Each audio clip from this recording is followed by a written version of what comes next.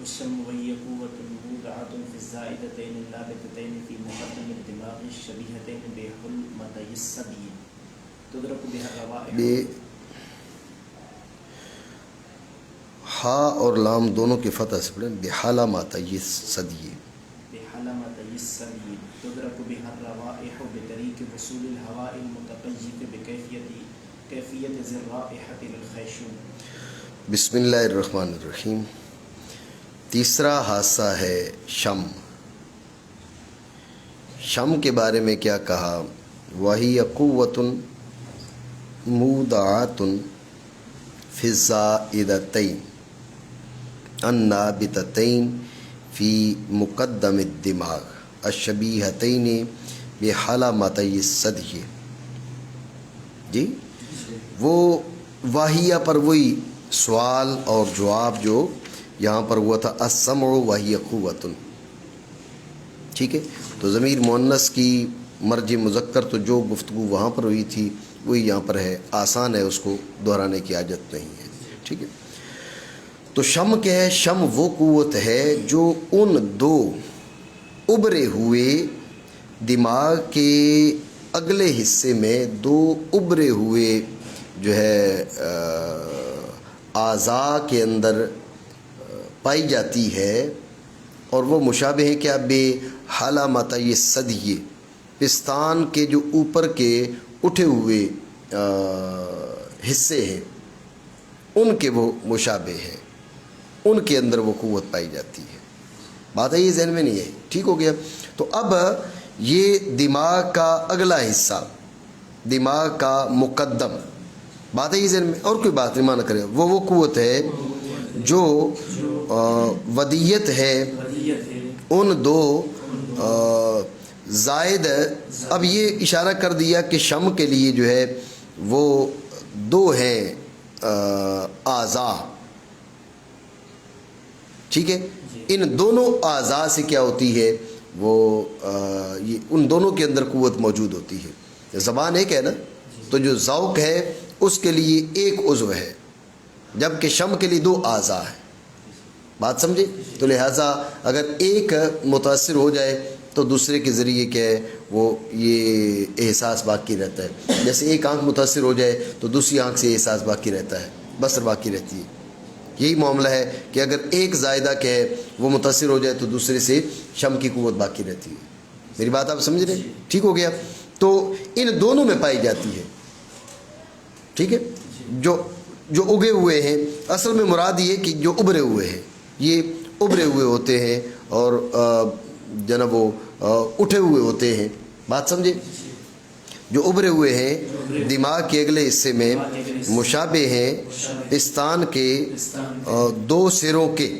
جیسے پستان کے دو سرے وہ دو ہیں، اسی طرح یہ بھی دو ہیں. تو جس طرح اس کے اندر ابھار، اس طرح ان کے اندر بھی ابھار پایا جاتا ہے. بات ہے یہ ذہن میں رکھیں کہ یہ بے حلمتي الثدي یہ تجرید ہے اس میں، کیونکہ حلمہ بولا ہی پستان کے ابھرے ہوئے حصے کو جاتا ہے. پستان کا کنارہ ابھرا ہوا جی، تو اس کو حلمہ بولا جاتا ہے. تو حلمہ سے وہ معنی حاصل ہے. بے حلمتين کہہ دیا جاتا تو یہ بھی کافی تھا. بے حلمتي یہ الثدي، یہ پھر صدی کا جو ہے یہ حلمہ سے مراد پھر ہوگا ابھرا ہوا حصہ اور اٹھا ہوا حصہ کسی شے کا بھی ہو. ٹھیک ہے، تو الصدج کیا ہو جائے گا؟ یہ آپ اس کا ذکر جو ہے صدج کا یہ بنا بر تجرید کے بنا بر تجرید ہے. ٹھیک ہو گیا، مانا کریں. ہاں، مدرک ہوتی ہیں ان کے ذریعے روائح. ٹھیک ہے، روائح جمع رائحہ، تو جو روائح ہے جو بو ہے اس کا ادراک ہوتا ہے. ذہن میں رکھیں پہلے چونکہ گفتگو ہو چکی ہے تدرک بها الاصوات تدرک بها الروائح، تو یہاں پر بعض سبب کی سببیت کی ہے، اشارہ اس بات کی طرف کہ یہ ذریعہ ہے، خود مدرک نہیں ہے. یہی معاملہ یہاں پر بھی ہے، اشارہ اس بات کی طرف کہ یہ ادراک کا آلہ ہے، خود مدرک نہیں ہے. بات ہے یہ ذہن میں. ٹھیک ہے، اور اسی طرح یہ جو قوت ہے اس کے اندر اگر کوئی اور حص پائی جائے، اور کوئی اور حص کیسے مثلا اس کے اندر پائی جائے لمس پائی جائے. ٹھیک ہے, تو اب لمس اس کو اس عضو کے اندر لمس بھی پایا جائے تو اب یہ تدرک بغیر روا ہے. تعریف کیا کی, دخول غیر سے معنی کر دی. جیسے بات میں نے یہاں پر کی تھی تدرک بالاصوات میں, بالکل وہی گفتگو یہاں پر بھی ہوگی. بات آپ سمجھے نہیں سمجھے؟ تو ذہن میں رکھنا تدرک بے ہر روا ہے, اس پہ تعریف مکمل ہو گئی. لیکن سوال یہ ہے کہ شم کی کیفیت کیا ہے, شم کی کیفیت کیا ہے. بات آپ سمجھ رہے ہیں؟ تو ذہن میں رکھے شم کی کیفیت میں اختلاف ہے. ایک رائے یہ ہے کہ وہ جو ذی رائحہ شے ہے اس کے قریب والی جو ہوا ہے وہ مجاورت کی وجہ سے اس کی کیفیت سے مکیف ہوتی ہے. ٹھیک ہو گیا؟ پھر وہ کیفیت اس ہوا کی طرف منتقل ہوتی ہے, کیفیت منتقل ہوتی ہے. اگلی ہوا چلتے چلتے یہ ناک کے ذریعے خیشوم میں جو نا وہ جو خیشوم تک جب یہ پہنچتی ہے تو اب یہ ادراک ان علامت یہ صدیے اس کے جو مشابہ زائدتان نابدتان ہیں ان سے کیا ہوتا ہے, ادراک ہوتا ہے. سمجھے بات کو؟ وہ جو ذی رائحہ شے ہے اس کے مجاور جو ہوا ہے وہ اس کی کیفیت سے مکیف ہوتی ہے, پھر وہ کیفیت منتقل ہوتی ہے. ایک رائے. دوسری رائے کیا ہے کہ وہ ہوا منتقل ہوتی ہے. وہی ہوا جو مجاور تھی, مجاورت کی وجہ سے یہاں پر وہ کیفیت دوسری ہوا کو منتقل نہیں ہوتی, وہ ہوا منتقل ہوتے ہوتے ہوتے وہ ناک کے اندر پہنچ جاتی ہے. سمجھے بات کو؟ تیسری رائے کیا ہے؟ تیسری رائے یہ ہے کہ اس کے اجزاء منتقل ہوتے ہیں. وہ جو ذی رائحہ جسم ہے اس سے اجزاء منتقل ہو کے وہ اندر تک پہنچتے ہیں, تو یوں ادراک ہوتا ہے اور احساس ہوتا ہے, یہ قوت شامہ کام کرتی ہے. بات آپ سمجھے نہیں سمجھے؟ ٹھیک ہے. یہ 3 رائے بتائی ہیں. پہلی جو 2 رائے ہیں وہ تقریباً ایک جیسی ہیں, کیونکہ اس میں یہ ہے کہ کیفیت کا ادراک ہوتا ہے. اختلاف پھر اس میں ہے کہ آیا وہ کیفیت منتقل ہو کر پہنچتی ہے یا وہ ہوا منتقل ہو کر پہنچتی ہے. آپ سمجھ رہے بات کو؟ تو اختلاف صرف اس میں ہے, لیکن ادراک کیفیت کا ہوتا ہے. جو تیسری رائے ہے اس میں یہ کہ وہ جو ہے وہ انتقال اجزاء کا ہوتا ہے. بات ہے ذہن میں؟ تو شاعر رحمہ اللہ تعالیٰ نے کیا کہا, بے طریقے وصول الہواء المتکیف بکیفیت ذی الرائحۃ الی الخیشوم. وہ ہوا پہنچتی ہے, سمجھ رہے بات کو؟ ہوا پہنچتی ہے. یہ دونوں پہلی جو 2 رائے نا دونوں کی طرف یہ اشارہ بن سکتا ہے. وہ جو ہوا مجاور تھی از خود پہنچی, وہ از خود پہنچی, یا وہ کیفیت دوسری ہوا کی طرف منتقل ہوئی, وہ تیسری ہوا کی طرف منتقل ہوئی, یا چوتھے اجزاء کی طرف منتقل ہوئی, اور جو آخری ہے ہوا کے کا حصہ اور اجزاء وہ چونکہ خیشوم کے اندر تک پہنچے ہوئے ہیں لہٰذا کیفیت منتقل ہوتے ہوئے اب جیسے کیفیت کا وصول ہے ہوا کا بھی وصول تو ہے. اب نہیں سمجھے؟ تو یہ جو عبارت ہے شاعر رحمہ اللہ تعالیٰ کی, یہ دونوں مذاہب یعنی پہلے جو دونوں جملے بولے 2 مستقل مذاہب نہیں ہیں, تو ان دونوں پر ہی منطبق ہو سکتی ہے. پانی پلانا دونوں پر منطبق ہو سکتی ہے. باقی جو انتقال اجزاء ہے اس کی طرف شاعر رحمہ اللہ تعالیٰ نے اشارہ نہیں کیا, انتقال اجزاء کی بات نہیں کی. بات سمجھے؟ وجہ سمجھ لے اس کی طرف بات کیوں نہیں کی. اس لیے کہ اس پر یہ اعتراض ہوتا ہے کہ بھئی انتقال اجزاء پھر جو خوشبودار چیز ہے, خوشبودار کیا ہونا چاہیے, پھر وہ آہستہ آہستہ تو ختم ہی ہو جانی چاہیے نا, کیونکہ اجزاء چھٹتے رہیں گے. جب اجزاء چھٹتے رہیں گے اجزاء اس سے جدا ہوتے رہیں گے, جب اجزاء اس سے جدا ہوتے رہیں گے تو آخر کار وہ ختم ہو جائے گی. بات سمجھے نہیں سمجھے؟ ٹھیک ہے. تو لہٰذا ایسا ہوتا نہیں ہے. بے شمار خوشبودار چیزیں ہیں جو موجود رہتی ہیں، پائی جاتی ہیں، ٹھیک ہے، اور ان کی خوشبو بھی باقی رہتی ہے، ان کی مقدار میں بھی کمی نہیں ہوتی. آپ سونگھتے رہیں لیکن سونگھنے سے ان کی مقدار کم نہیں ہوتی. یہ دلیل ہے اس بات کی کہ وہ اجزاء نہیں پہنچتے، بلکہ کہ وہ ہوا اس کس کی وجہ سے، مجاورت کی وجہ سے مکیف ہوتی ہے، اس کی کیفیت سے. بات سمجھے نہیں؟ ٹھیک ہو گیا، مانا کریں. تو یہ جو میں نے آپ کو بتایا نا، تعریف تدرک بغیر روائی یہاں پر مکمل ہو گئی، لیکن اب اس ادراک کی کیفیت میں اختلاف تھا. تو شاعر رحمہ اللہ تعالیٰ نے بتا دیا کہ بہتری کہ وصول الہواء المتکیف الآخری. نہیں سمجھے؟ ساتھ اس ہوا کے وصول کے طریقے جو متکیف ہے ذی رائحہ کی کیفیت سے. تو اب یہ جو ہے وہ وصول کہاں تک؟ خیشوم تک. ٹھیک ہے، تو خیشوم تک جو ہے وہ جب یہ پہنچ جاتی ہے، ہوا پہنچ جاتی ہے، تو اب ادراک ہو جاتا ہے. سمجھے بات کو؟ کیونکہ اس کے متصلاً اندر کی جانب کے ہے وہ زائدتان نابدتان ہے. بات سمجھے جی؟ والذوق وهي قوة منبثقة في العصب المفروش على جرم اللسان يدرك بها الطعوم بمخالطة الرطوبة اللعابية التي في الفم بالمطعوم ووصولها إلى العصب. بس چوتھا حصہ ہے ذوق. تو ذوق کا واہیہ پر وہی گفتگو ہوگی جو پہلے کی ہے. وہ قوت ہے جو جرم لسان پر بچھے ہوئے پٹھے کے اندر کے اس کے اندر پھیلی ہوئی ہے، منبس ہے. سمجھے بات کو؟ اس میں پھیلی ہوئی ہے. کس میں؟ جرم لسان پر جو بچھا ہوا پٹھا ہے اس میں پھیلی ہوئی ہے. اس سے کیا ہوتا ہے؟ وہ طعوم کا ادراک ہوتا ہے. بس اتنی سی بات، اور کوئی بات نہیں.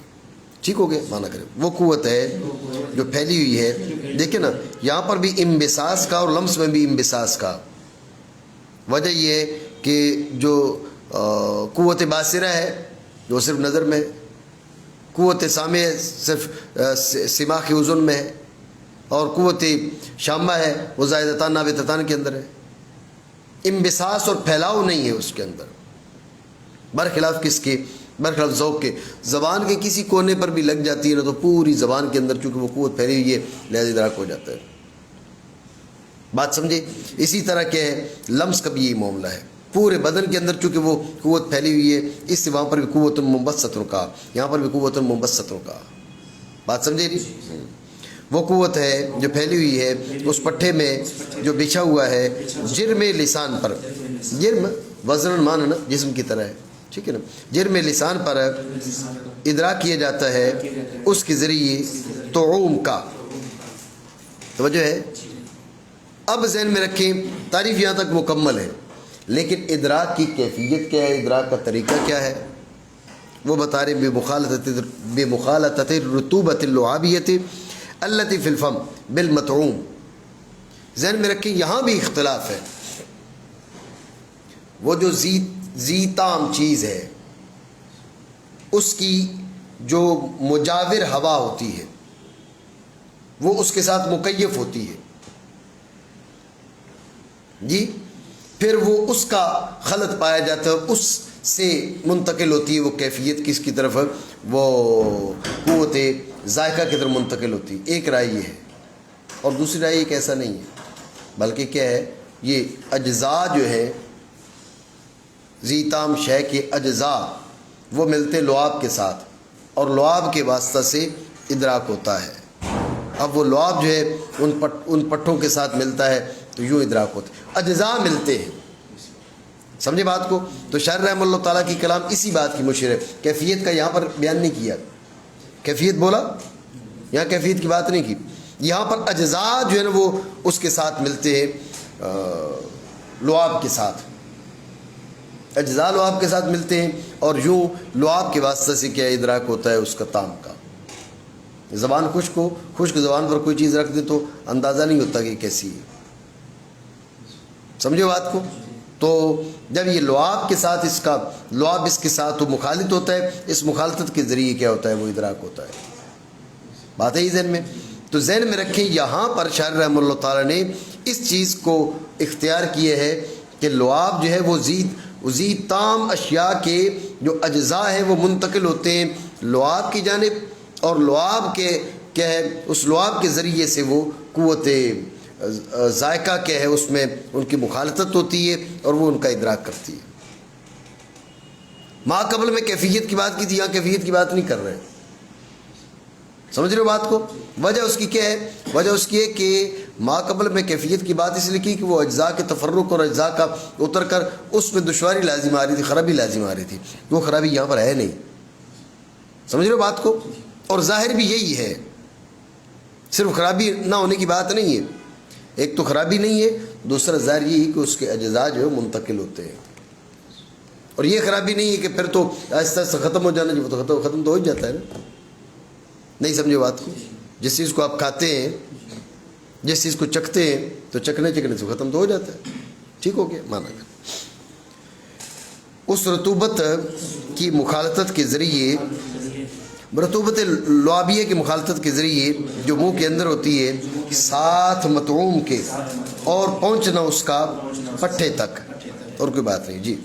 واللمس وهي قوة منبثقة في جميع البدن تدرك بها الحرارة والبرودة والرطوبة واليبوسة ونحو ذلك عند التماس عند التماس، الف لام جو ہے اضافی ہے، التماس نہیں، عند التماس سے والاتصال بھی توجہ ہے، تو لمس مانا کریں کوئی بات نہیں، اور وہ قوت ہے جو پھیلی ہوئی ہے سارے بدن میں، اس پہ اعتراض ہے، سارے بدن میں تو وہ نہیں ہوتی، بدن کے کئی ایسے حصص ہیں جن کے اندر یہ قوت لامسہ نہیں پائی جاتی، گردے کے اندر قوت لامسہ نہیں پائی جاتی، ٹھیک ہے نا، اسی طرح آپ کی تلی ہے، جگر وغیرہ ہے، اس کے اندر یہ قوت لامسہ نہیں پائی جاتی، ورنہ بہت بڑی دشواری بن جائے انسان کے لیے، ٹھیک ہے نا، یہ ناخن ہیں ان کے اندر قوت لامسہ نہیں پائی جاتی وغیرہ وغیرہ، اس قسم کے جو ہے وہ اعتراضات ہیں، یعنی جمیع بدن جو ہے وہ اس پر یہ اعتراض ہے، سمجھے بات کو؟ تو اس کا پھر یہ جواب دیا جاتا ہے کہ بھئی ظاہر بدن مراد ہے، کیا مراد ہے؟ ظاہر بدن، لیکن اس پر پھر اعتراض ہوگا کہ ظاہر بدن کا جہاں تک تعلق ہے، یہ جو ناخن ہے یہ تو ظاہر بدن میں آتا ہے نا، سمجھے بات کو؟ ظاہر بدن کے اندر آ رہا ہے، تو لہٰذا درست جواب اور راجح یہ ہے کہ اکثر بدن میں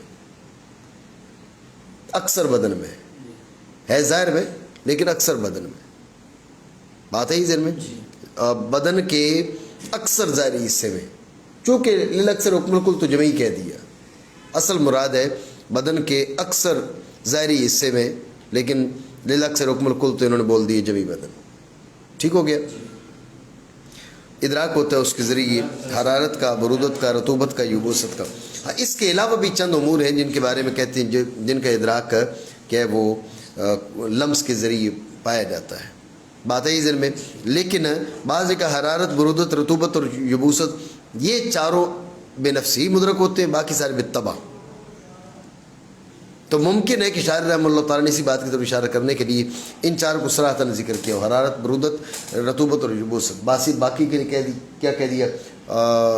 ونحو ذالک، بات ہے ذہن میں، اور اس کی مثل ہے۔ لیکن یہ ادراک کب ہوتا ہے؟ کا عند التماس والاتصال بتلک الحاسہ، ٹھیک ہے، یہ جب تماس پایا جاتا ہے، جب یہاں ہاتھ لگائیں گے پتہ چلے گا کہ یہ گرم ہے، ٹھنڈا ہے، سخت ہے یا نرم ہے، سمجھ رہے بات کو؟ وہ یہ اس میں رطوبت ہے، یہ یبوست ہے، کیا چیز ہے، وہ چیز اندازہ ہو جاتا ہے، تماس اور اتصال، بات سمجھے نہیں سمجھے؟ یہ عند التماس والاتصال بھی وہ سب میں کیا کیا؟ جو ادراک کی کیفیت ہے وہ بتائی تھی، سمع میں، بصر میں، ذوق میں، لمس میں، تو رہ گیا تھا ذوق میں اور شم میں رہ گیا تھا لمس، تو بتایا کہ یہاں پر کیا ہے؟ عند التماس والاتصال بھی، بات سمجھے؟ وقت مس کرنے، یعنی تماس ہو گئے نا جانبین سے، ٹھیک ہے، دونوں ایک دوسرے کو مس کریں، وقت دو جانب سے مس کرنے کے اور اس کے ساتھ متصل ہونے کے، جی۔ وبكل حاسة منها أي من الحواس الخمس يوقف أي يطلع على ما وضعت هي أي تلك الحاسة له، يعني أن الله تعالى قد خلق كل من تلك الحواس لإدراك أشياء مخصوصة كالسمع للأصوات والذوق للطعوم والشم للروائح لا يدرك بها ما يدرك بالحاسة الأخرى. چلے پڑھ دیں آگے. وأما أنه هل يجوز ذلك ففيه خلاف بين العلماء والحق الجواز لما أن ذلك بمحض خلق الله تعالى من غير تأثير للحواس فلا يمتنع أن يخلق الله تعالى عقيب صرف الباصرة إدراك الأصوات مثلا فإن قيل تو بعد میں پڑھتے ہیں. مصنف رحمہ اللہ تعالی نے فرمایا وبكل حاسة منها يوقف على ما وضعت هي له. ذہن میں رکھیں یہ جو جملہ ہے یہ در حقیقت تحقیق مقام اور ایک اختلاف کی طرف اشارہ ہے. اختلاف اس میں ہے کہ آیا جو حواس خمسہ ہے مثلا سمع ہے کس کے لیے اصوات کی ادراک کے لیے تو اس سے اشیاء کی رویت ہو سکتی ہے یا نہیں ہو سکتی. بصر ہے دیکھنے کے لیے اس سے اصوات کا سمع ہو سکتا ہے یا نہیں ہو سکتا ہے یا نہیں ہو سکتا. توجہ ہے یہ ہے اختلاف. بعض مجوزین بعض مانعین ہیں. مصنف رحمہ اللہ تعالیٰ نے قدر متفق علیہ جو ہے اس کا یہاں پر بیان کیا ہے. اشارہ اختلاف کی طرف کیا ہے لیکن قدر متفق علیہ کا بیان کیا ہے. وہ کیا کہ بھئی وَبِكُلِّ حَاسَةٍ مِّنْهَا مِن تِلْكَ الْحَوَاسِ يُوقَفُ عَلَى مَا وُضِعَتْ لَهُ. جواز میں بھلے اختلاف ہے لیکن جو بالفعل ہے اس کے بارے میں اتفاق ہے کہ اس سے صرف اصوات ہی کا ادراک ہوتا ہے. اس سے ازواء الوان ان کا بصر ہوتا ہے. سمجھے بات کو؟ یعنی جو اختلاف ہے وہ باب جواز میں ہے. ایسا ہو سکتا ہے یا نہیں ہو سکتا. قدر متفق علیہ یہ ہے کہ ہوتا انہی کا ہے. کان سے آوازوں کو ہی سنا جائے گا, آنکھ سے ازواء الوان مقادیر حرکات ان کو دیکھا جائے گا, قوت ذائقہ اس سے توم کا ادراک ہوگا اور قوت شم میں اس سے روائے کا ادراک ہوگا. بات آپ سمجھ رہے نہیں سمجھ رہے؟ ٹھیک ہو گیا. تو قدر متفق علیہ یہ ہے کہ بكل حاسة منها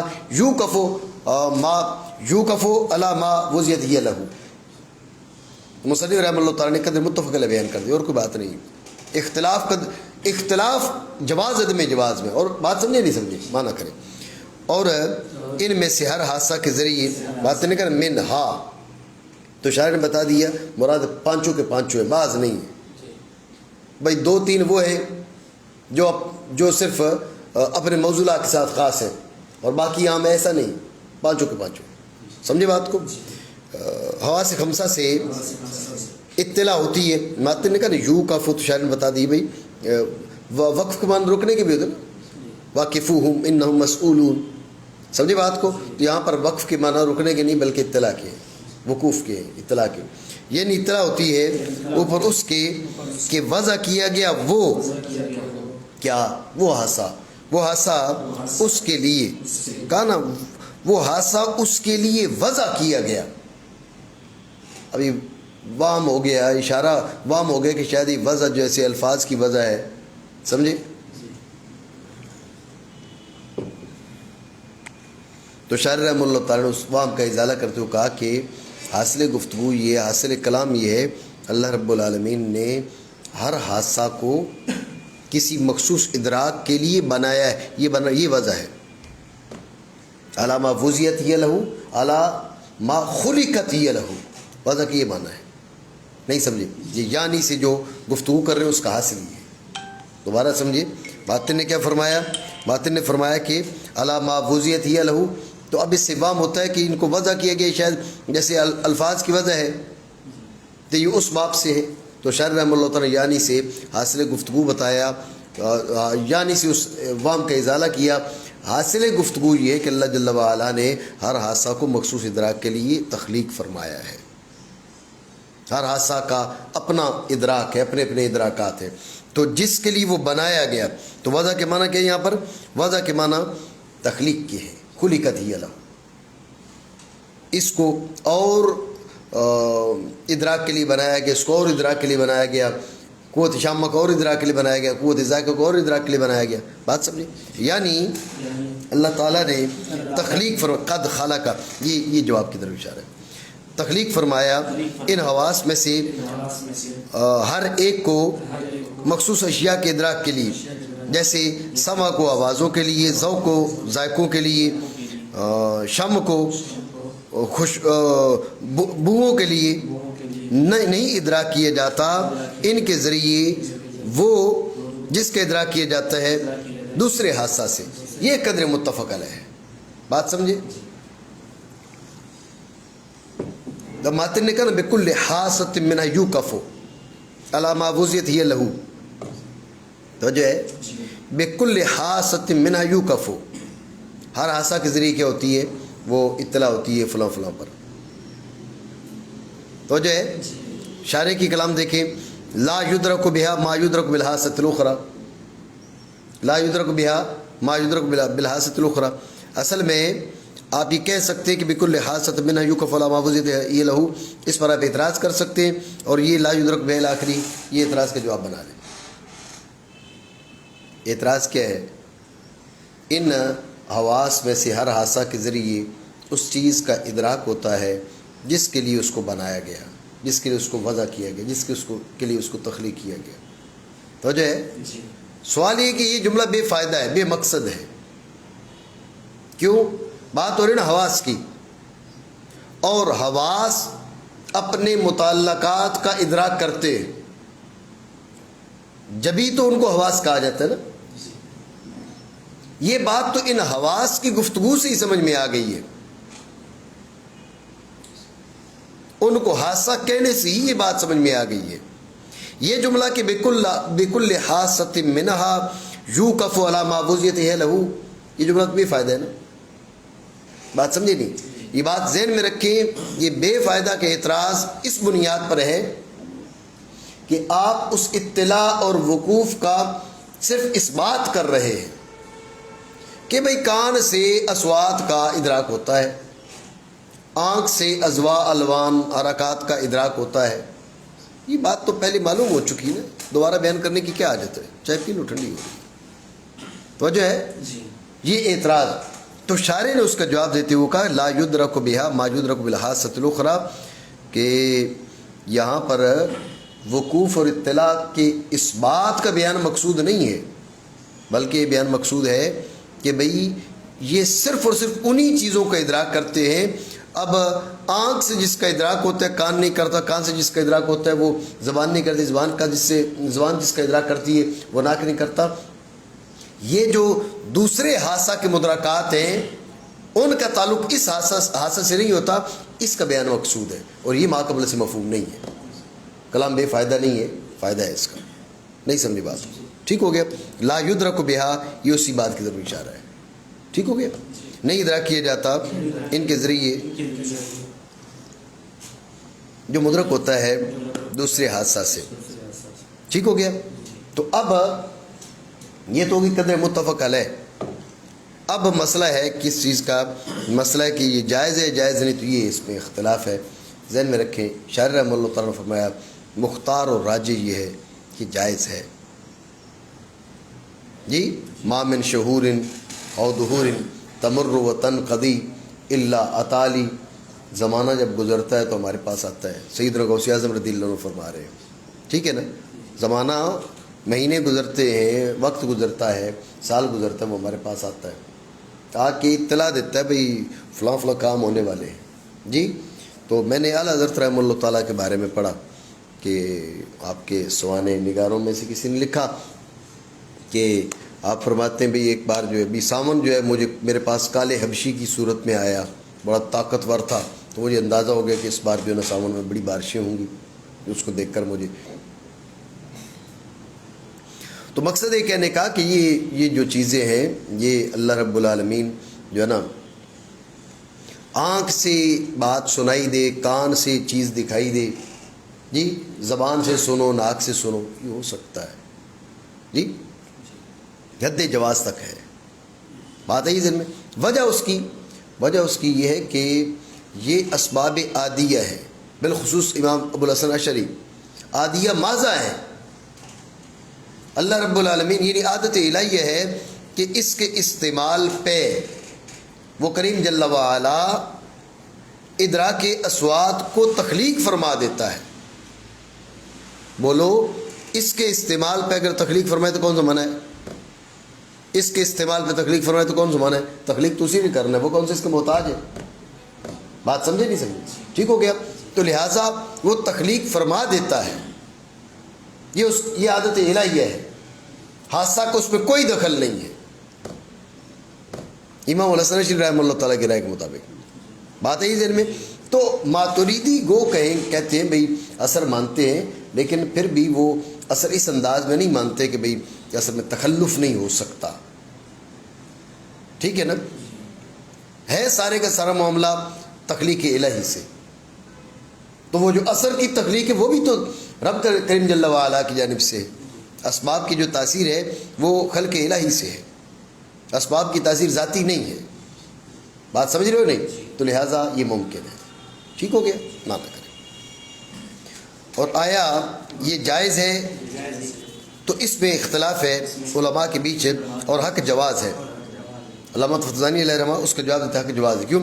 بس اس کے کہ یہ ادراک محض خلق الہی سے ہے بغیر حواس کی تاثیر کے، تو نہیں ممتنع کہ اللہ جل وعلا تخلیق فرمائے صرف باصرہ کے بعد ادراک اصوات مثلا، اس میں کوئی منع نہیں ہے۔ بات ہے ہی ذہن میں؟ تو ہمارے نزدیک بھی منع نہیں ہے۔ کیوں؟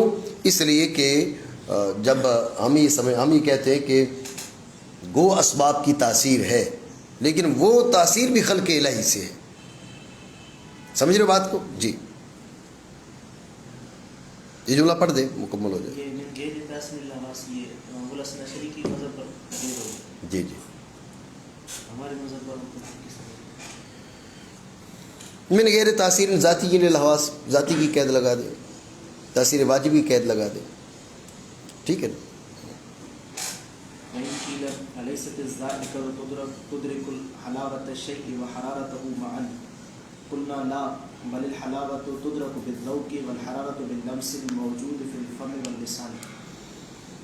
اعتراض یہ آپ نے کیا کہا؟ آپ نے کہا قدر متفق علیہ یہ ہے کہ ایک حادثہ اسی کا ادراک کرتا ہے جس کے لیے اس کی وجہ ہے، تخلیق ہے، دوسرے کے ادراک نہیں کر سکتا، وجہ ہے۔ تو اب جب آپ زبان پر چیز رکھتے ہیں تو ذائقے کا پتہ چلتا ہے، ساتھ زبان جل بھی جاتی ہے، جیسے کل قاری صاحب پھونک پھونک کے چائے پی رہے تھے جی۔ تو اسی لیے نا بھائی وہ زبان نے ادراک کر لینا ہے حرارت کا، اور ادراک کرتے ہی ساتھ جل بھی جائے گی، یہ بھی مسئلہ ہے قاری صاحب۔ تو اب کیا ہے؟ تو ادراک دیکھیے حرارت کا بھی کر رہا ہے اور طعم کا بھی کر رہا ہے۔ اب قوت ذائقہ طعم کا ادراک کر رہی ہے، ٹھیک ہے، قوت ذائقہ حرارت کا ادراک کر رہی ہے۔ یہ بھی دیکھو اس کے بارے میں کیا کہا تھا لمس کے بارے میں، یہ قوت منبثۃ فی جمیع البدن تدرک بها الحرارۃ، حرارت کا ادراک کس کے ذریعے؟ جو تو قوت لامسہ کے ذریعے قوت ذائقہ کر رہی ہے۔ بات سمجھ رہے ہو؟ تو یہ تو آپ نے کیا کہا تھا کہ ادراک ہوتا نہیں ہے، جواز میں اختلاف ہے یا نہیں وہ ایک الگ مسئلہ ہے، لیکن ادراک ہوتا نہیں ہے، یہ تو ادراک پایا جا رہا ہے۔ قوت ذائقہ دو ادراک کر رہی ہے، ایک ادراک کر رہی ہے طعم کا جو اس کا اپنا کام ہے، ایک ادراک کر رہی ہے کس کا؟ حرارت کا، یعنی قوت ذائقہ قوت لامسہ والا ادراک کر رہی ہے۔ اعتراض سمجھے نہیں؟ یہ اعتراض تو اس کا شاعر رحمہ اللہ تعالیٰ نے جواب دیا کہ ایسا نہیں ہے، قوت ذائقہ طعم ہی کا ادراک کرتی ہے۔ رہی بات ادراک حرارت کی، تو ہم نے کیا کہا تھا فی جمیع البدن، تو منہ کے اندر قوت لامسہ بھی تو موجود ہے، زبان میں وہ جو پٹھا بچھا ہوا ہے اس میں قوت ذائقہ ہے، زبان کے باقی حصص میں قوت لامسہ بھی تو موجود ہے، تو حرارت کا ادراک اس قوت لامسہ سے ہو رہا ہے۔ اس پر پھر بعض حضرات نے یہ اعتراض کیا کہ نہیں ایک شے میں ایک سے زائد قوا کیسے پائی جا سکتی ہے، یہ اعتراض بے معنی ہے۔ ادھر خود بیان کرتے ہیں بھائی جو ایک سیل ہے بدن کا، جو اس کے اندر قوت ماسکہ ہے، جاذبہ ہے، پہلے جذب کرتا ہے، جو قوت جاذبہ ہے، ماسکہ ہے، حازمہ ہے، دافعہ ہے، سمجھے بات کو؟ ایک ایک سیل جو ہے بدن کا اس کے اندر 4 قوتیں تو ویسی بانے بیٹھے. ٹھیک ہو گیا.